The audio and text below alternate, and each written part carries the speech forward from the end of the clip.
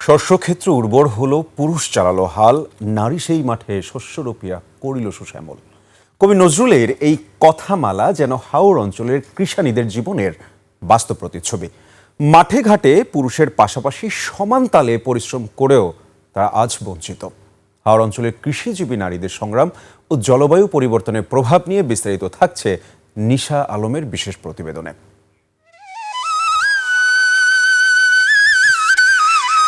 আকাশ জুড়ে ঘন কালো মেঘ, দূরে হাওরের পানিতে বৃষ্টির টুপটাপ শব্দ, কখনো হঠাৎ বজ্রপাতের গর্জন, কখনো আবার আকস্মিক বন্যা। আর প্রকৃতির এমন অনিশ্চয়তার মাঝেই সুনামগঞ্জের হাওরে মাঠে নেমে কাজ করেন সাফিয়া খাতুন। জমিতে 2 হাত দিয়ে মাটি সরিয়ে বাদাম তুলে আনছেন। বয়স 50 ছুঁই ছুঁই, তবুও থেমে নেই জীবনের সঙ্গে তার যুদ্ধ। সকাল থেকে বিকেল পর্যন্ত খেতে পরিশ্রম, তারপর ঘরে ফিরে সংসারের সব দায়িত্ব তার কাঁধেই। তবুও নেই কোনো অভিযোগ, নেই কোনো আবদার, শুধু দুবেলা দুমুঠো ভাতের নিশ্চয়তা আর নারী হিসেবে নিজের শ্রমের সামান্য স্বীকৃতির নীরব আকুতি তার। দৈনিক মনে করেন 12 ঘন্টাও করি, 10 ঘন্টাও করি। সারাদিন তো আমরা কাজ হইতাই, এমন দিন আছে সারাদিনও তো আমরা সকাল 7টায় যদি বার হয়ে যায়, 8টা বার হয়ে যায়, সন্ধ্যায় বাড়িতাই। ওন তো মনে করেন সমস্যা এইটা, আমরা যে ফসল করছি, ফসলের দিকে ওই যে পানি বন্যায় নষ্ট করে লাইছে, মরিচ ক্ষেত করছি, হাওয়ায় নষ্ট হয়ে গেছে। আর বছর তো মনে করেন মরিচ ক্ষেত করে আমরা উন্নতি হই, মনে করেন বছরে বছরে আমরা উন্নতি করতাম পারি। এই 2 বছর ধরে তো আমরা লস, এই বছর আরো বেশি লস। শুধু সাফিয়া নয়, তার মতো আরো অনেক সাফিয়া আছে।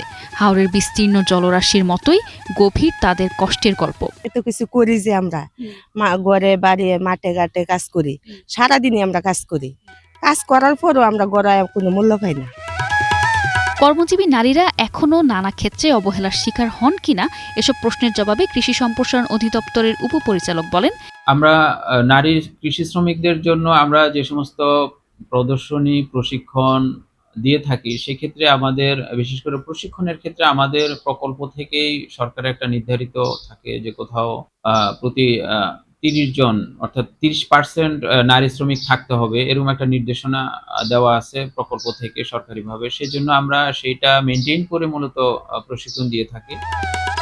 হাওর অঞ্চলের জলবায়ু পরিবর্তনের ঝুঁকি মোকাবেলায় নারীদের আরও কার্যকরভাবে অন্তর্ভুক্ত করা এবং তাদের শ্রমের যথাযথ স্বীকৃতি নিশ্চিত করা এখন সময়ের দাবি। বিশ্বে যা কিছু মহান সৃষ্টি চিরকল্যাণকর, অর্ধেক তার করিয়াছে নারী, অর্ধেক তার নর। তেমনি হাওর কন্যা সুনামগঞ্জের কৃষিজীবী নারীদের একটি বড় অংশ এ অঞ্চলের ভূখণ্ডে অবদান রাখছে। আকস্মিক বন্যা, অনিশ্চয়তা আর স্বীকৃতির অভাব সত্ত্বেও ঘরে উঠানে মাঠে ঘাটে নিরলস পরিশ্রমে তারা এগিয়ে নিচ্ছে চিরায়ত বাংলার কৃষির চাকা। তবু অধিকার, প্রশিক্ষণ আর ন্যায্য মূল্য না পেয়ে এই অদৃশ্য শক্তির গল্প অপূর্ণই থেকে যাবে।